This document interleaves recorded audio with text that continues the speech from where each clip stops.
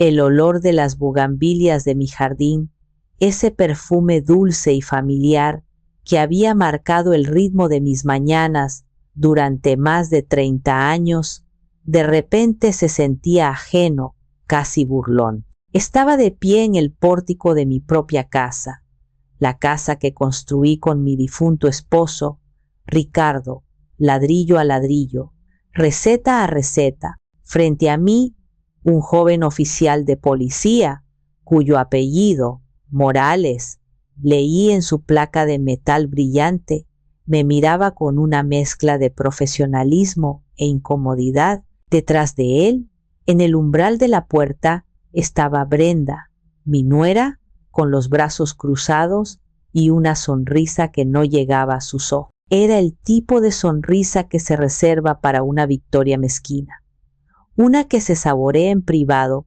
pero que ella no tenía reparo en mostrar.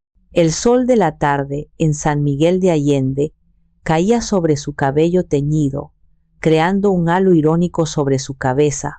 Señora, comenzó el oficial Morales, y su voz, aunque respetuosa, resonó en mis oídos como el golpe de un martillo. Recibimos un reporte de alteración del orden. La señora Brenda Ramírez carraspeó, como si el apellido le supiera extraño en su boca. Afirma que usted ya no reside aquí y solicita que se retire pacíficamente para evitar mayores problemas. Cada palabra fue un golpe. Alteración del orden. Ya no reside aquí. Retirarse pacíficamente. El mundo pareció inclinarse sobre su eje. Miré más allá del oficial, a la puerta de madera maciza que Ricardo y yo habíamos elegido juntos, a las macetas de talavera que yo misma había plantado. Todo me gritaba que este era mi lugar, mi santuario. Pero los ojos del oficial y la postura triunfante de Brenda decían lo contrario. Decían que yo era una extraña, una intrusa, un problema a ser removido. Un frío helado me recorrió la espalda. Un frío que no tenía nada que ver con la brisa de la tarde. No era solo la humillación de ser confrontada por la ley en mi propio hogar. Era la culminación, la estocada final de una guerra silenciosa que había estado perdiendo durante años sin siquiera darme cuenta de que estaba luchando. Era la confirmación de que para la familia que yo había nutrido, para el hijo que había criado, ya no era una madre o una matriarca, era un obstáculo, un mueble viejo que ya no encajaba con la nueva decoración. Mi boca estaba seca. Quería gritar, quería abofetear esa sonrisa de la cara de Brenda. Quería sacudir a mi hijo Javier, quien seguramente se escondía en algún lugar de la casa, demasiado cobarde para enfrentar la atrocidad que estaba permitiendo. Pero me quedé inmóvil, sintiendo el peso de 68 años de vida, de trabajo, de amor y ahora, de una traición tan profunda que amenazaba con partirme en dos. En ese momento, bajo el cielo azul de Guanajuato, me di cuenta de que mi casa ya no era un hogar, se había convertido en un campo de batalla. Y yo, Soledad Ramírez, la mujer que nunca había levantado la voz, estaba a punto de aprender a luchar. La guerra no había empezado con sirenas y uniformes. Había comenzado en silencio, con el roce de una brocha sobre una pared y el sonido de mis recuerdos siendo arrastrados fuera de la casa. Brenda había llegado a la vida de Javier, y por ende a la mía, como una brisa fresca que prometía modernidad. Al principio me esforcé por quererla. Era la mujer que mi único hijo amaba, y eso, para una madre, es casi un mandato. Pero su idea de modernidad era, en realidad, un borrado sistemático de todo lo que yo era. Recuerdo vívidamente el día que volví del mercado, con mis bolsas llenas de mangos frescos y chiles para el mole. El olor a pintura fresca me golpeó antes de que pudiera dejar las compras en la cocina. Mi sala, mi refugio lleno de muebles de madera oscura tallada, que Ricardo y yo habíamos comprado en Pátzcuaro, con sus cojines bordados y mis fotografías en marcos de plata, había desaparecido. En su lugar, había un paisaje estéril de sofás minimalistas de un color que Brenda llamaba hueso, mesas de vidrio y ni un solo rastro de mi vida anterior. Cuando la confronté, con el corazón encogido, ella simplemente se encogió de hombros con una sonrisa condescendiente. Hay que modernizarse, suegra, para las visitas, para que vean que somos una familia de mundo. Busqué la mirada de Javier, mi hijo, esperando una defensa, una pizca de lealtad. Él simplemente desvió la vista hacia el suelo impecable y recién pulido y murmuró: «Brenda tiene buen gusto, mamá». Ese día entendí que no se trataba de gusto, se trataba de poder. Cada cuadro que quitaba, cada mueble que relegaba al cuarto de servicio era una declaración. Sentía que no solo borraba mi estilo, sino que también desvanecía el fantasma de mi esposo, el hombre con quien había construido cada rincón de esa casa y de mi vida. Y yo lo permitía. Lo permitía por no querer abrir los ojos a la dolorosa verdad. Había criado a un hombre débil, un hombre que prefería la paz de un matrimonio sin carácter al respeto por su propia madre. Admitirlo se sentía como un fracaso personal, y mi orgullo, ese viejo y terco orgullo, me hizo tragar el veneno en silencio, día tras día. Las cenas y reuniones sociales se convirtieron en mi tortura personal. Brenda era una anfitriona consumada, siempre rodeada de gente importante de la ciudad. Yo me sentaba en un rincón, y cuando alguien preguntaba por mí, ella me presentaba con un gesto vago y una frase lapidaria: «Ah, y ella es la mamá de Javier». La frase colgaba en el aire, despojándome de mi nombre, de mi historia como Soledad Ramírez, la fundadora de Dulce Soledad, la pastelería que pagaba por el vino caro que servían y los vestidos de diseñador que ella lucía. Me convertí en una nota a pie de página en mi propia biografía. Mis logros, el sudor de mis manos que había levantado un negocio de la nada, eran convenientemente omitidos. Yo era simplemente un accesorio, una antigüedad que venía con la casa. Y lo peor era ver a Javier sonreír, asintiendo a su lado, cómplice de mi anulación. Cada sonrisa suya era una pequeña traición, una astilla más en mi corazón. El punto de inflexión, el momento en que el miedo sutil se convirtió en una alarma estridente, llegó el día de mi cumpleaños número 68. No esperaba una gran celebración. Hacía años que mis cumpleaños se habían reducido a una cena tranquila y un pastel comprado, irónicamente, en mi propia pastelería. Pero esa noche, Brenda y Javier tenían una sorpresa. Después de la cena, Brenda colocó una caja elegantemente envuelta frente a mí. «Feliz cumpleaños, suegra», dijo con una dulzura que me erizó la piel. Dentro de la caja no había una joya ni un chal de seda. Había un folleto satinado con fotografías de ancianos sonrientes jugando a las cartas y haciendo yoga en un jardín perfectamente cuidado. El título decía: «Residencia Villa Serena, el otoño dorado que mereces». Levanté la vista, confundida, y encontré la mirada expectante de Brenda y la expresión nerviosa de Javier. «Es el mejor lugar de la región», continuó Brenda, su voz goteando una falsa preocupación. «Pensamos que ya es hora de que descanses de verdad. Esta casa es demasiado grande para ti, demasiada preocupación. En Villa Serena te cuidarán, tendrás actividades, harás amigos de tu edad». Cada palabra era una palada de tierra sobre un ataúd que estaban cavando para mí. Descansar, cuidarte, amigos de tu edad. era el lenguaje universal para decir estorbas.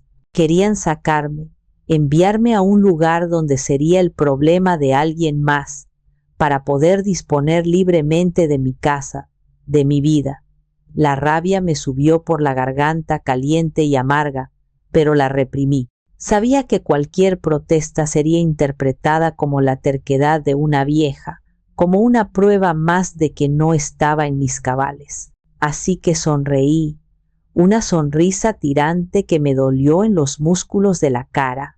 Es un gesto muy considerado, hijos. Dejadme el folleto, lo miraré con calma. La decepción en el rostro de Brenda fue casi imperceptible, pero la vi. Esperaba una pelea, una escena que justificara su siguiente movimiento. No se la di. Esa noche, sin embargo, no pude dormir. Me senté en la oscuridad de mi habitación, la misma habitación donde había acunado a Javier de bebé, y sentí las paredes encogerse a mi alrededor. El folleto estaba sobre mi mesita de noche, una amenaza silenciosa y brillante. La guerra ya no era por el color de las paredes o el estilo de los muebles. La guerra era por mi existencia, por mi derecho a vivir y morir en el hogar que había construido. Y por primera vez, un miedo genuino, profundo y oscuro, se apoderó de mí. Me estaban empujando hacia el borde del precipicio y lo hacían con sonrisas y palabras amables. A la mañana siguiente, con el sabor amargo del insomnio en la boca, llamé a Ramiro. El licenciado Ramiro Vargas no era solo mi abogado, era un ancla a mi pasado, el mejor amigo de Ricardo y el padrino de Javier. Su voz, siempre grave y serena, fue un bálsamo para mi ansiedad.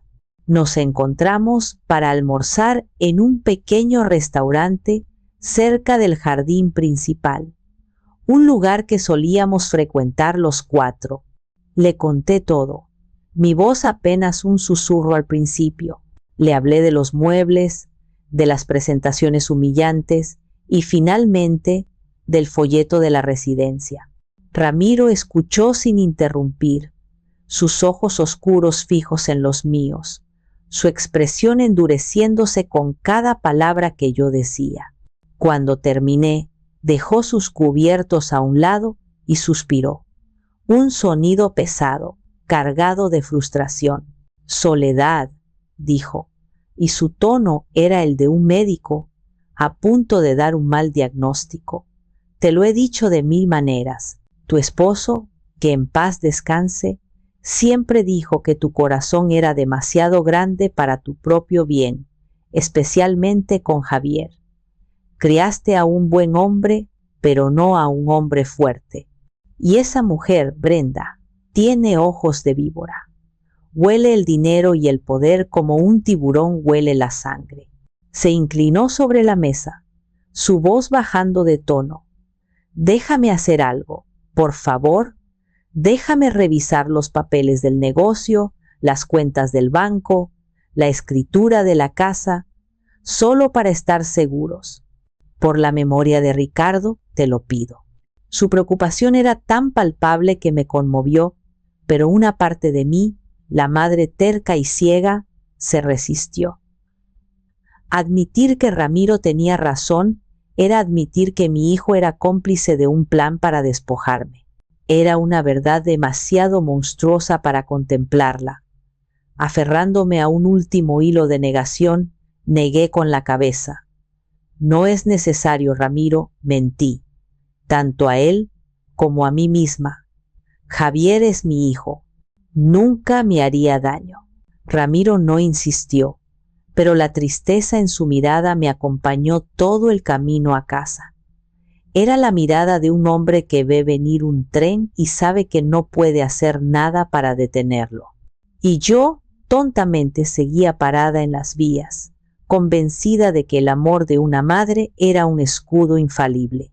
La advertencia de Ramiro, sin embargo, se había alojado en mi mente como una espina. Esa tarde, una inquietud que no podía ignorar me llevó a mi antiguo despacho, ahora relegado a un cuarto de manualidades por Brenda. En el fondo de un viejo archivador encontré cajas con documentos fiscales y estados de cuenta antiguos. Empecé a rebuscar, sin saber exactamente qué buscaba, guiada solo por un mal presentimiento. Y entonces lo vi. Era un sobre grueso de un banco con el que yo no recordaba haber hecho negocios recientemente. Lo abrí con manos torpes. Dentro había un contrato de préstamo. El aire se me escapó de los pulmones. El monto era de 5 millones de pesos, una cifra astronómica. Mis ojos recorrieron febrilmente el documento buscando la lógica, la explicación, y la encontraron en la sección de garantías, la escritura de mi casa y los activos totales de Dulce Soledad. Todo. Habían hipotecado todo mi patrimonio. Sentí un mareo, las palabras bailaban frente a mí. ¿Cómo? ¿Cuándo? Y entonces llegué a la última página, a la línea destinada a la firma del propietario. Y allí estaba, mi nombre, Soledad Ramírez. Reconocí la caligrafía, la forma en que mi S siempre se curvaba un poco más de la cuenta, pero la firma era débil, temblorosa, como la de alguien cuya mano no obedece del todo a su cerebro, y de repente un recuerdo emergió de la niebla de los últimos meses. Fue en marzo, durante esa gripe terrible que me tuvo en cama casi 2 semanas, con fiebre y una debilidad que apenas me permitía sostener una taza de té. Javier había entrado a mi habitación una tarde, con una carpeta bajo el brazo y una expresión de solícita preocupación. «Mamá, qué pena molestarte, pero necesito que me firmes esto», había dicho, su voz suave y tranquilizadora. «Son solo los impuestos de la pastelería, unos papeles de rutina para Hacienda. Hay que presentarlos mañana». Confié en él, ciegamente. Apenas podía enfocar la vista en el papel, pero vi la línea punteada y firmé, mi mano temblando por la fiebre. «Gracias, mamá». «Ahora descansa», dijo, y me dio un beso en la frente antes de salir de la habitación. Ese beso, ahora, se sentía como el beso de Judas. El shock fue físico, una ola de náuseas y frío que me recorrió de pies a cabeza.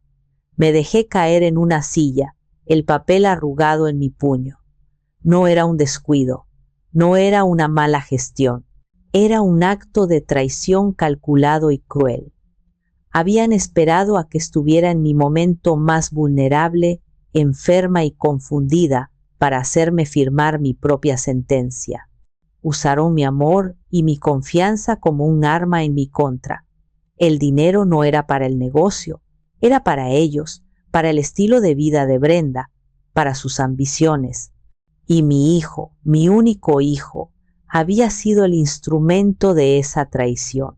En ese despacho polvoriento, rodeada de los fantasmas de mi vida pasada, el corazón de la madre murió, y en su lugar algo nuevo, duro y afilado como el acero, comenzó a nacer. A la mañana siguiente, llegué a la oficina de Ramiro antes de que abrieran. Él me vio a través del cristal de la puerta y me dejó entrar sin decir una palabra. Su rostro sombrío me decía que sabía que algo terrible había pasado. No hubo saludos. Simplemente puse el contrato del préstamo sobre su escritorio de caoba. Él lo leyó en silencio, sus cejas frunciéndose cada vez más.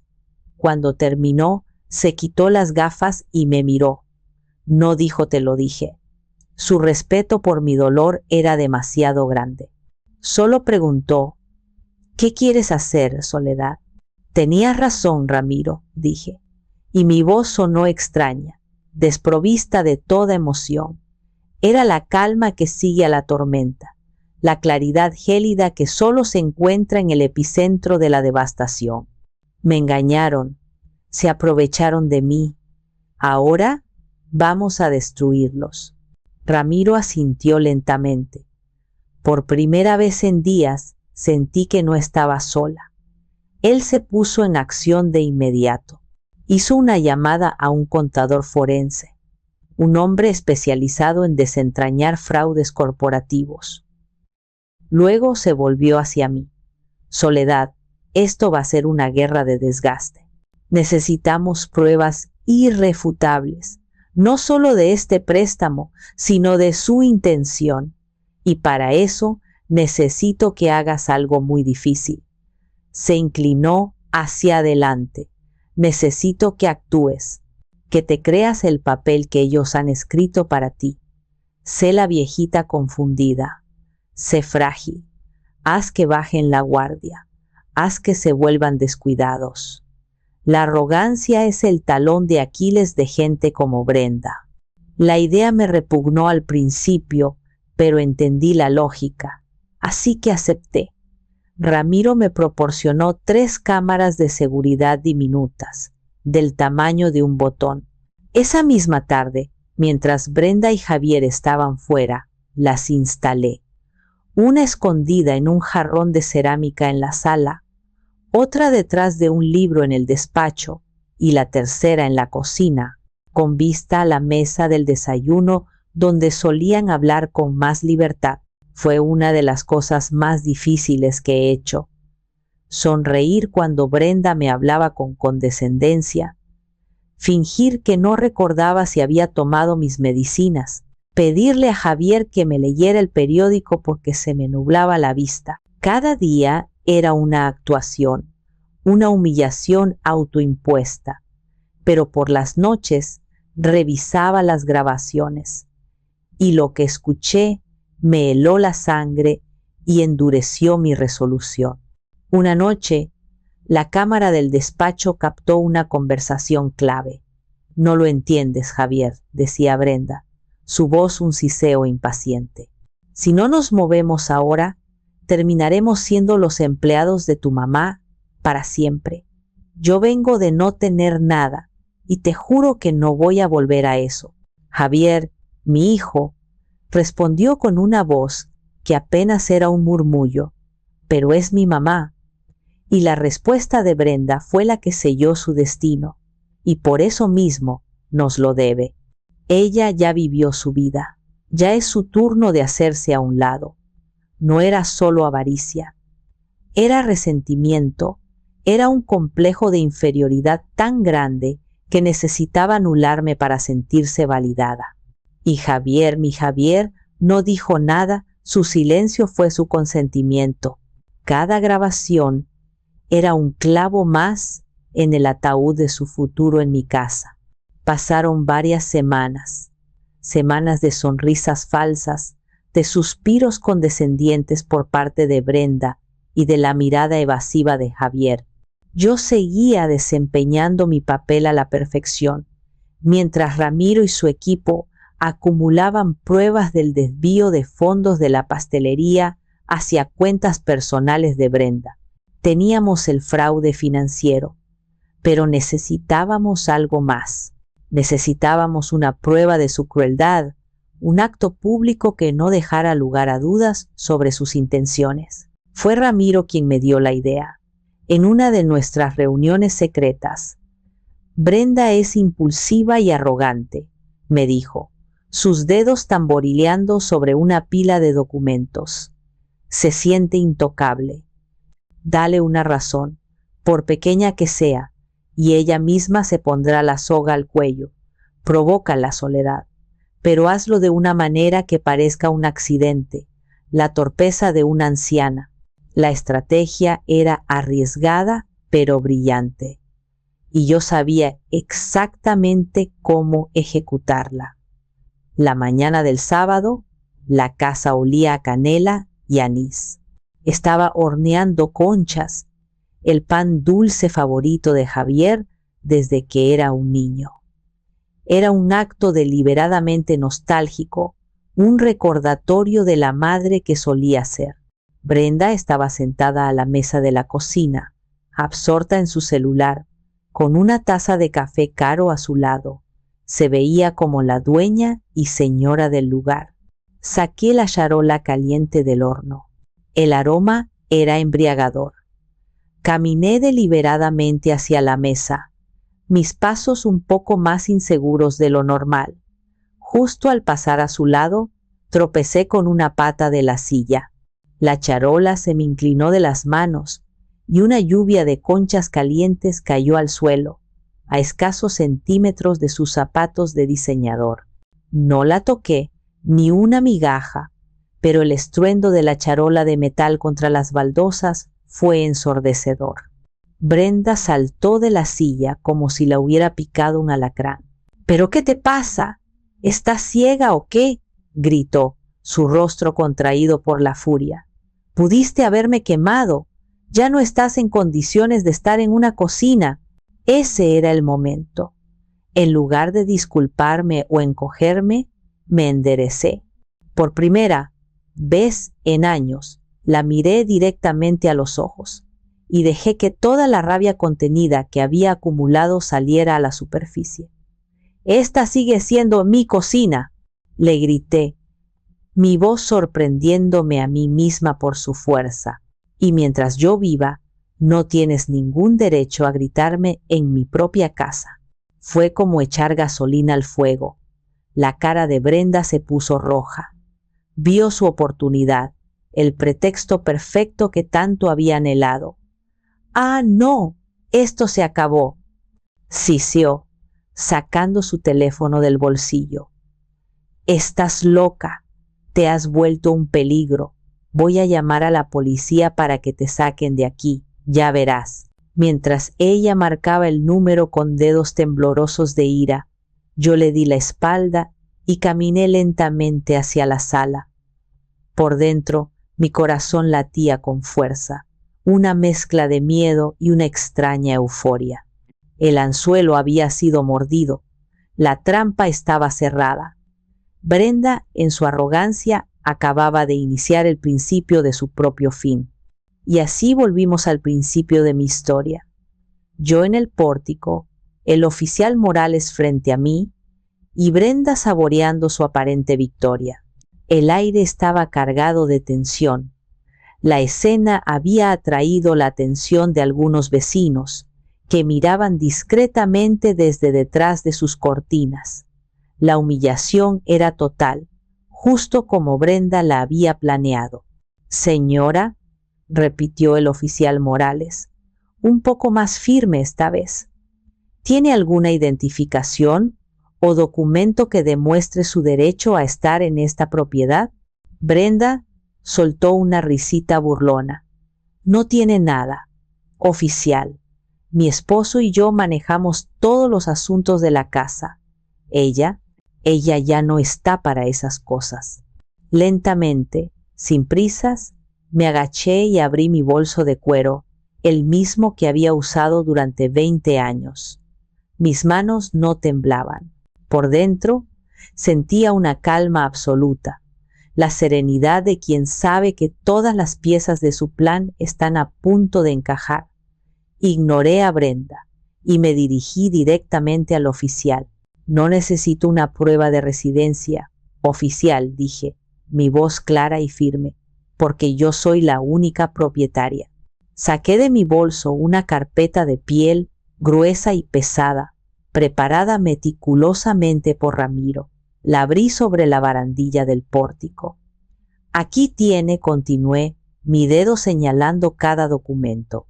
La escritura original de la propiedad, registrada en 1985 a nombre de Ricardo Ramírez y su esposa, Soledad Ramírez. Aquí está el certificado de defunción de mi esposo, que me convierte en la única heredera legal. Aquí están los documentos de constitución de la empresa familiar Dulces Soledad S.A. de C.V., donde figuro como administradora única y accionista mayoritaria. Y aquí, añadí, sacando una última hoja, tiene una carta notariada con fecha de ayer de mi abogado, el licenciado Ramiro Vargas, confirmando que no existen fideicomisos, cesiones de derechos ni copropietarios. Y aquí está su tarjeta, por si desea verificar la información. El oficial Morales tomó los documentos. El cambio en su rostro fue inmediato y profundo. Pasó de la duda cortés al respeto profesional. Leyó cada página con atención, su expresión volviéndose más y más seria. Levantó la vista y esta vez no me miró a mí, sino a Brenda. Su tono ya no era neutral, era severo. Brenda, que había estado observando con una sonrisa petulante, comenzó a inquietarse. ¿Qué pasa? Son papeles viejos, seguro ni valen, dijo, su voz perdiendo un poco de su seguridad. El oficial la ignoró. Se volvió hacia mí y me devolvió los documentos con cuidado. Señora Ramírez, sus papeles están en perfecto orden. Discúlpeme por la molestia. Luego dio un paso hacia Brenda, que retrocedió instintivamente. La dinámica de poder en aquel pórtico había cambiado de forma sísmica en menos de 5 minutos. La cazadora estaba a punto de convertirse en la presa. Señora, dijo el oficial Morales, dirigiéndose a Brenda con una frialdad que contrastaba brutalmente con el sol de la tarde. Basado en los documentos que acabo de revisar, la señora Soledad Ramírez es la única y legítima propietaria de este inmueble. Legalmente, usted y su esposo se encuentran en esta propiedad privada bajo el permiso de la dueña. El silencio que siguió fue tan denso que parecía tener peso. Se podía oír el zumbido de una abeja solitaria entre las flores. La sonrisa de Brenda se había congelado en su rostro, transformándose en una mueca de incredulidad y pánico. Su piel, normalmente bronceada, adquirió un tono pálido, casi enfermizo. Sus ojos iban de los papeles en mi mano al rostro impasible del oficial, buscando una escapatoria, una falla en la lógica que la estaba acorralando. No la encontró. No, no puede ser, tartamudeó, su voz un hilo débil. Javier, mi esposo, él se encarga de todo. Debe haber un error. En ese preciso instante, como si fuera una escena de una obra de teatro mal ensayada, la puerta principal se abrió y apareció Javier. Se había cambiado de ropa, probablemente preparándose para salir a celebrar su victoria. Al ver la escena, su madre serena, su esposa desencajada y un policía mirándola con severidad, se quedó paralizado en el umbral. ¿Qué está pasando?, preguntó, su voz teñida de una ansiedad que no pudo ocultar. El oficial Morales no le dio tiempo a Brenda para inventar una historia. Se dirigió directamente a Javier. Señor Ramírez, ¿es usted consciente de que su madre es la única propietaria de esta casa y que su estatus de residencia aquí depende enteramente de su consentimiento? Javier palideció, miró a Brenda, luego a mí. Sus ojos suplicaban una explicación, una salida fácil. Pero el tiempo de las salidas fáciles se había terminado. El castillo de naipes que habían construido con mentiras y manipulación se estaba derrumbando sobre ellos en tiempo real. Mamá, comenzó, su voz temblorosa. Pero yo no lo dejé continuar. Di un paso adelante, sintiéndome más alta, más fuerte de lo que me había sentido en una década. El miedo se había evaporado, reemplazado por una resolución de acero. Ya no era la víctima, era la jueza, y el veredicto estaba a punto de ser dictado. Tomé un sobre que llevaba en la carpeta y lo sostuve frente a ellos. El sol se reflejaba en el papel blanco, haciéndolo brillar como la hoja de una guillotina.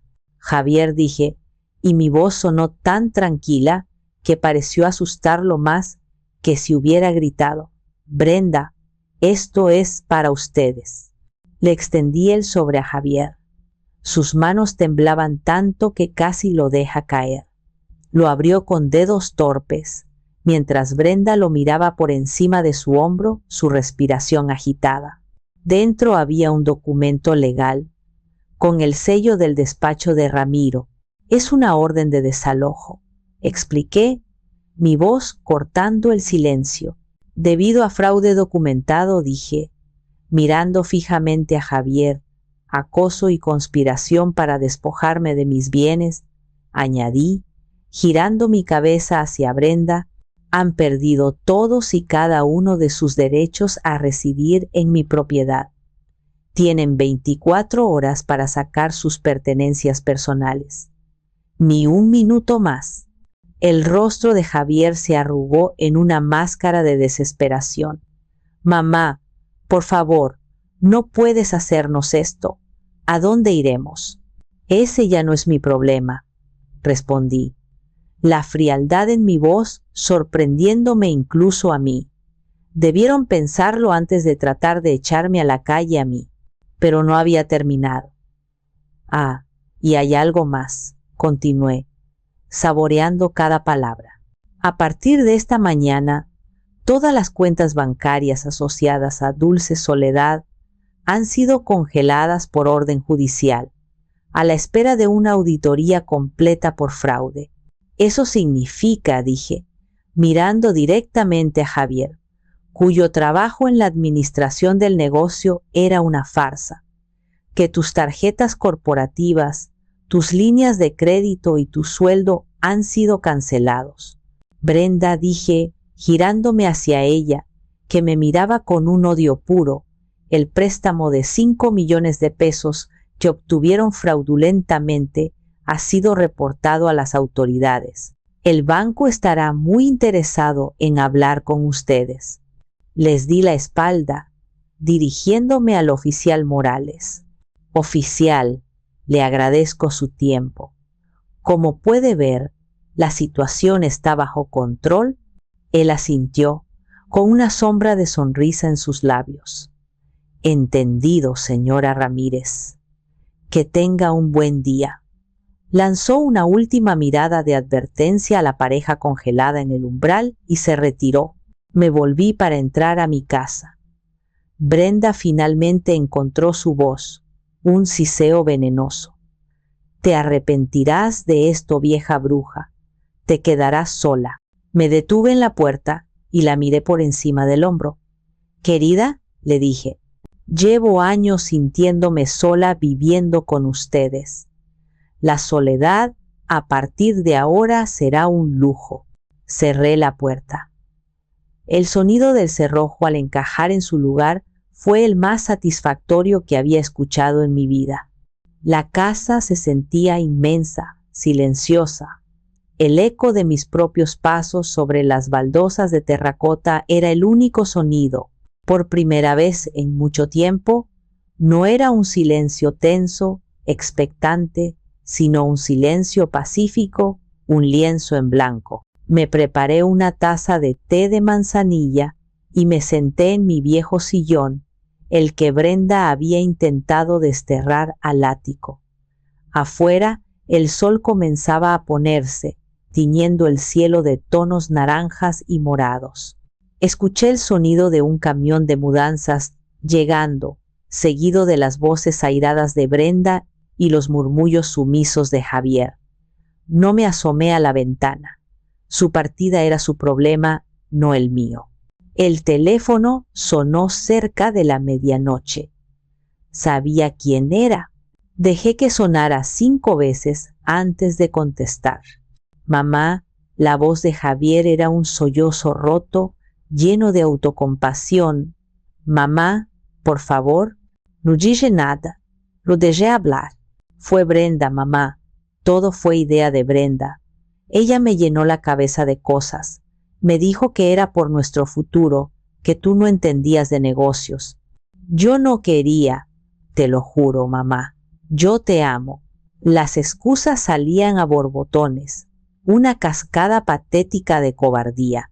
Culpaba a su esposa, se pintaba a sí mismo como una víctima, un pobre hombre manipulado. En ningún momento dijo, yo me equivoqué o yo te lastimé. Escuché todo en silencio. la taza de té ya fría entre mis manos. Dejé que vaciara todo su veneno, toda su debilidad. Cuando finalmente se detuvo, esperando mi absolución, mi perdón maternal, respiré hondo. Javier, dije, y mi voz era tranquila, pero tan dura como el diamante. El día que te quedaste parado en silencio, viendo cómo tu esposa llamaba a la policía para humillarme en la puerta de la casa que pagué con el sudor de mi frente, ese día tú elegiste tu bando. Ese día hice una pausa, dejando que las palabras calaran, dejaste de ser mi hijo. Un gemido ahogado se escuchó al otro lado de la línea. No digas eso, mamá, por favor. No llames más a esta casa, Javier, sentencié, y colgué. Fue la primera vez en mi vida que le colgaba el teléfono a mi único hijo. Sentí un dolor agudo en el pecho, el desgarro final de un lazo que había creído inquebrantable. Fue como una amputación, pero junto al dolor sentí algo más, algo que no había sentido en décadas. Una inmensa, abrumadora y gloriosa liberación. Había cortado el ancla que me había estado hundiendo. Estaba libre. Los meses que siguieron fueron una vorágine de actividad. Con Ramiro a mi lado, limpié el desastre financiero que Javier y Brenda habían dejado. La auditoría reveló un desfalco sistemático, pequeño pero constante, durante casi 3 años. Presentamos cargos formales. La pareja, ahogada en deudas y sin mi respaldo financiero, tuvo que enfrentarse a la justicia por su cuenta. Se declararon culpables para evitar la cárcel, quedando con antecedentes penales y la obligación de restituir una suma que probablemente tardarían toda la vida en pagar. Se mudaron a otra ciudad, desapareciendo de mi vida como una pesadilla al amanecer. Pero mi verdadera reconstrucción no estaba en los tribunales, sino en la cocina. Retomé el control total de Dulce Soledad. Despedí a los empleados ineptos que Brenda había contratado por su apariencia y no por su talento. Y busqué a la gente que compartía mi pasión. Encontré a Isabel, una joven repostera de 25 años, con un talento natural y una creatividad desbordante. Sus manos parecían bailar con la masa y el chocolate. Vi en ella el mismo fuego que yo tenía a su edad. La tomé bajo mi ala, no como una empleada, sino como una aprendiz, una heredera. La nombré gerente de la pastelería y juntas le dimos un nuevo aire al negocio, combinando mis recetas clásicas con sus ideas innovadoras. Las ventas se dispararon. La casa también experimentó un renacimiento. Pinté las paredes de colores vivos. Volví a colgar mis cuadros y llené cada rincón con plantas y flores. El antiguo despacho de Javier, el lugar de tantas conversaciones secretas y traiciones, lo transformé. Lo convertí en un pequeño taller de enseñanza. Una vez por semana, ofrecía clases gratuitas a mujeres jóvenes de la comunidad que soñaban con abrir su propio negocio de comida. Les enseñaba no solo a hornear, sino también a llevar cuentas, a negociar con proveedores, a creer en sí mismas. Mi hogar, que había sido un escenario de silencio y tensión, ahora resonaba con risas, con el murmullo de conversaciones entusiastas y sobre todo con el aroma a vainilla, a canela y a esperanza. Ya no era solo mi casa, se había convertido en un santuario, en una incubadora de sueños para otras mujeres. El legado de Ricardo y el mío no solo había sido salvado, sino que se había multiplicado. Ahora, mi historia llega a su fin. Esta mañana me senté en mi jardín, como hago todos los días, con una taza de café recién hecho. El sol calentaba mi rostro y el sonido de Isabel y sus alumnas riendo en la cocina llegaba hasta mí como una dulce melodía. He recuperado mi vida, mi casa, mi negocio y lo más importante, mi dignidad. Lo que ellos intentaron destruir, lo que consideraban viejo y obsoleto, ahora es una semilla que está dando frutos en las vidas de otras personas.